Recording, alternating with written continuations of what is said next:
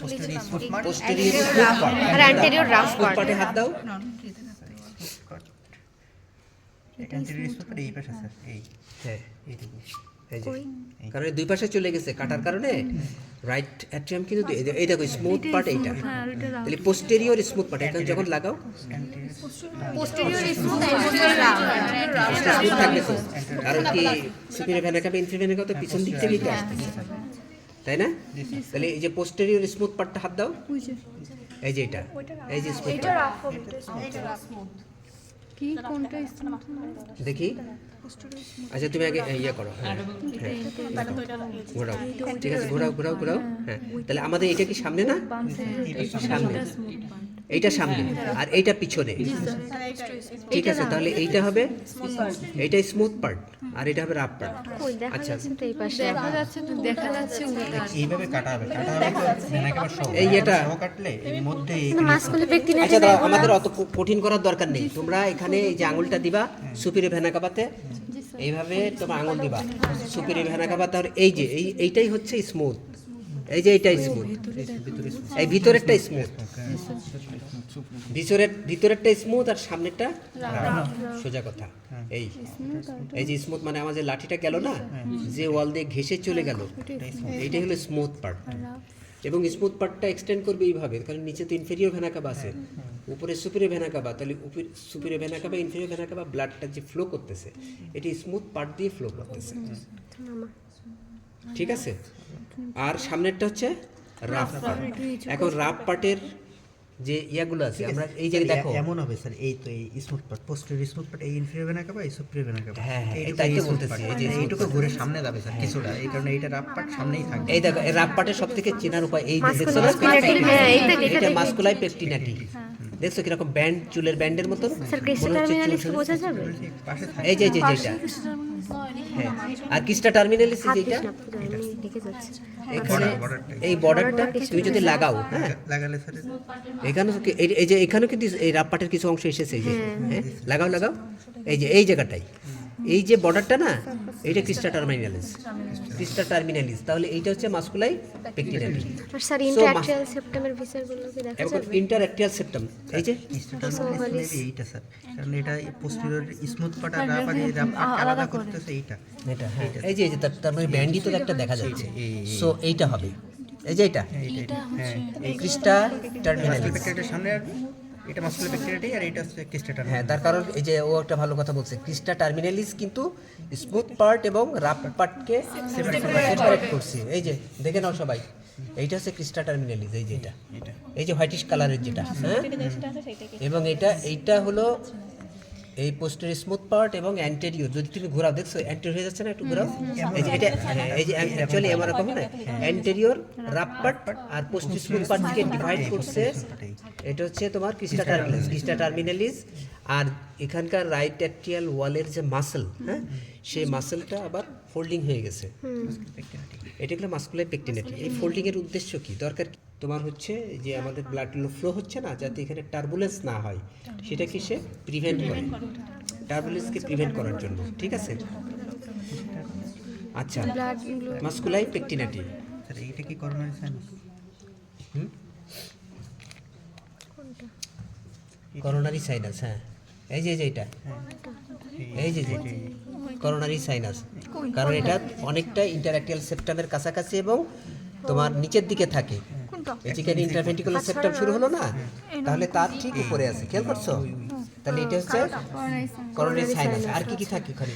ফোসা ওভালিস থাকে। ফোসা ওভালিস কই? ফোসা ওভালিস এই যে এইটা, ইন্টারঅ্যাক্টিয়াল সেপ্টামের এখানে থাকবে স্যার। হ্যাঁ হ্যাঁ এটা কি? এই দেখো স্যার, এই যে এইটা হলো ফোসা ওভালিস, এইটা এটা ফোসা ওভালিস। আর ফোসা ওভালিস যে মার্জারটা থাকে, লিম্বাস ফোসা ওভালিস, লেফট অ্যাট্রিয়াম। ঠিক আছে? আগে ও দেখে নিক, তারপরে সবাই দেখে নিবা, ঠিক আছে? আচ্ছা তাহলে ফোসা ওভালিস, লিম্বাস, ফোসা ওভালিস। আচ্ছা এইবার তুমি যদি অ্যাট্রিয়াম আর ভেন্ট্রিকুলের মাঝখানের যে ইয়াটা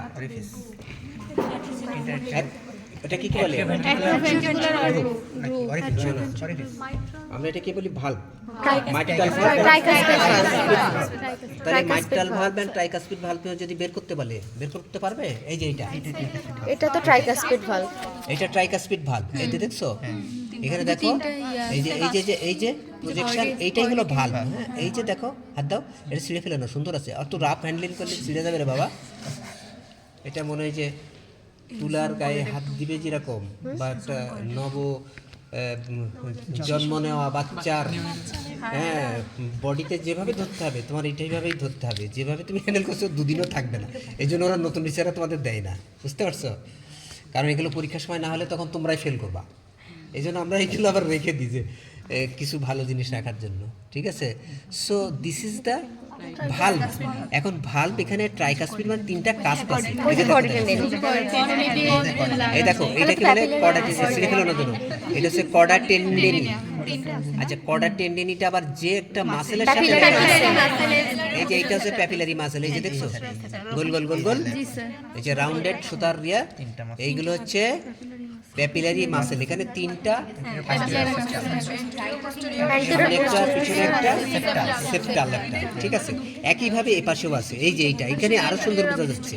এই দেখো, এখানে এই যে হোয়াইটিশ অ্যাপিয়ারেন্স না, এইগুলো ভালভ। এই যে এখানে ভালভটা, এখানে দুইটা, ঠিক আছে? বাইকাসপিড, ঠিক আছে? এই একটা আর এই একটা, দুইটা এখানে ভালোই বোঝা যাচ্ছে। এর হাফ এপারে চলে আসছে, এর হাফ এপারে। হ্যাঁ, এর হাফ এখানে চলে গেছে, এই যেটা, আর এর হাফ এখানে গেছে, ঠিক আছে? স্যার এই মানে অ্যান্টেরিয়র পোস্টেরিয়র দুইটাই papillary muscle এই যে অ্যান্টিপোস্টেরিয়র, এটা কোনটা হবে? সামনে দিকে যাচ্ছে অ্যান্টেরিয়র, এটা অ্যান্টেরিয়র প্যাপিলারি মাসেল, এটা posterior papillary muscle. Sir right ভেন্ট্রিকলে Okay. মডারেটর ব্যান্ডটা কি দেখা যাবে? মডারেটর ব্যান্ডটা এখানে আইডেন্টিফাই করা একটু কষ্ট আছে, কারণ এটা ভালো করে ডিসেকশন করে তারপর দেখতে হবে, ঠিক আছে?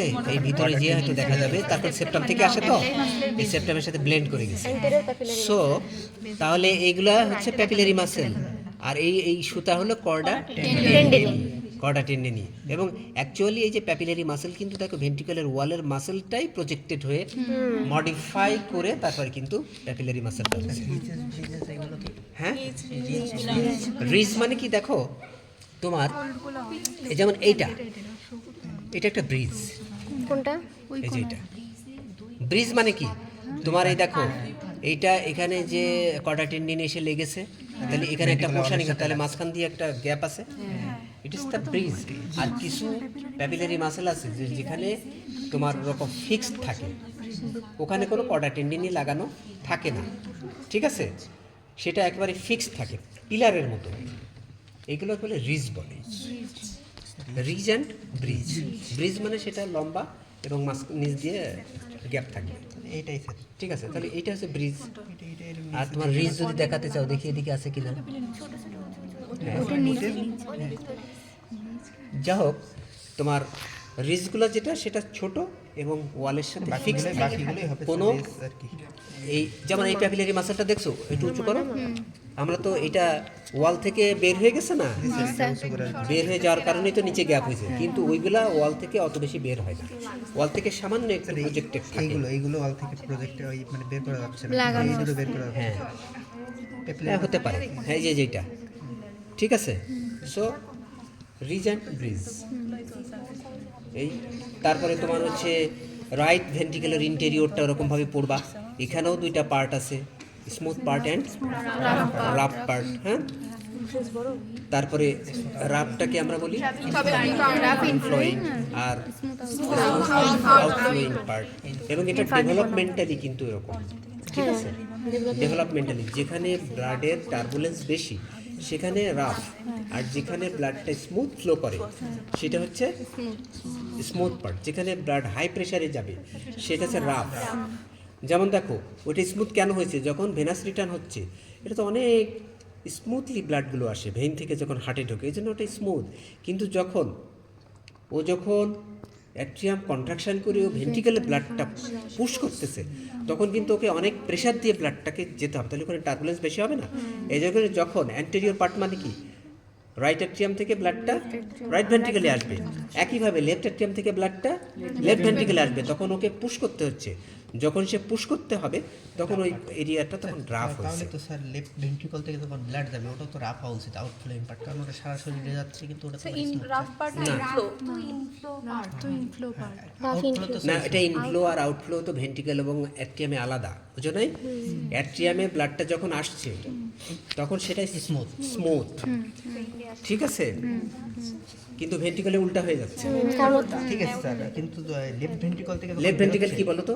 লেফট ভেন্ট্রিকেল রাফ পার্ট কোনটা আর স্মুথ পার্ট কোনটা? ইনফ্লো তো রাফ আর আউটফ্লো স্মুথ, ইনফ্লো। রাফ আর আউটফ্লো স্মুথ। ভেন্ট্রিকলের ক্ষেত্রে ভেন্ট্রিকেলের ক্ষেত্রে ইনফ্লো স্মুথ হবে।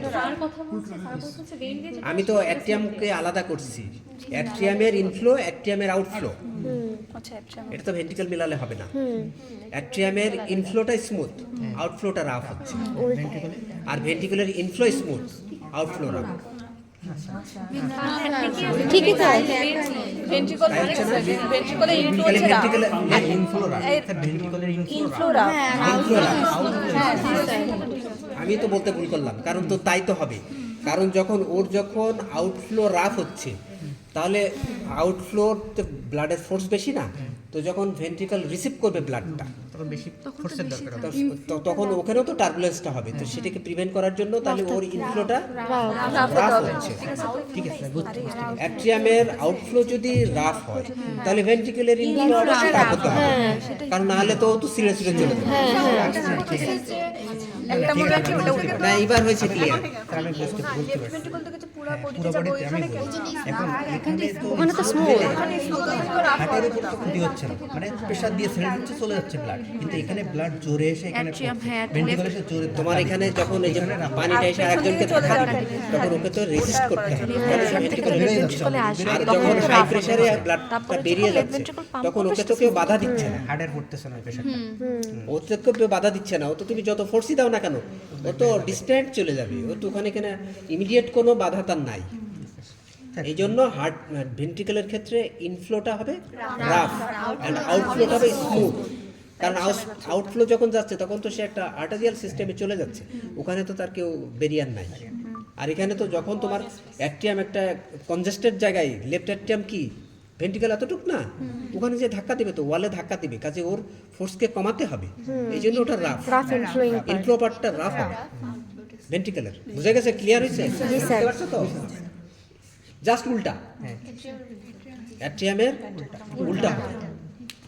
আচ্ছা, লেফট ভেন্ট্রিকল পুরো হওয়ার কারণে সারা শরীরে ব্লাডে বেশি রেজিস্ট্যান্স ফেস করতে হয়, এই জন্য বেশি প্রেশারের দরকার হয়। এটা বুঝতে পারবা যে এটা হাই প্রেসারের এগেনস্টে লেফট ভেন্ট্রিকলটা ব্লাড পাম্প করে, এটাই। পেরিফেরাল রেজিস্ট্যান্স যেটাকে বলে। পেরিফেরাল রেজিস্ট্যান্স পড়েছো না? জি স্যার। পেরিফেরাল রেজিস্ট্যান্সের কারণে এখানে লেফট ভেন্ট্রিকেলের বেশি প্রেসারের বিরুদ্ধে কাজ করতে হয়, এই জন্য এটা মডিফাই হয়ে ওকে আরো শক্তিশালী হতে হয়েছে, এই জন্য এটা ঠিক আছে। এগেন্স্ট দ্য গ্র্যাভিটি মাথা ফাটিয়ে দিব না, উল্টাপাল্টা নিজে বানাই বলছে, সিনথেসিস করে বলবা তা ফেল পরীক্ষায়। এগেন্স্ট দ্য গ্র্যাভিটি কি? গ্র্যাভিটি কি? এখানে কোনো গ্র্যাভিটির ফ্যাক্টরই নেই, ওর কাছে পেরিফেরাল রেজিস্ট্যান্স। বুঝো পেরিফেরাল গ্র্যাভিটি তো রেজিস্ট্যান্স বলো তো, ইনফ্লো বানাতে ছিল গ্র্যাভিটি। টোটাল পেরিফেরাল রেজিস্ট্যান্স কি?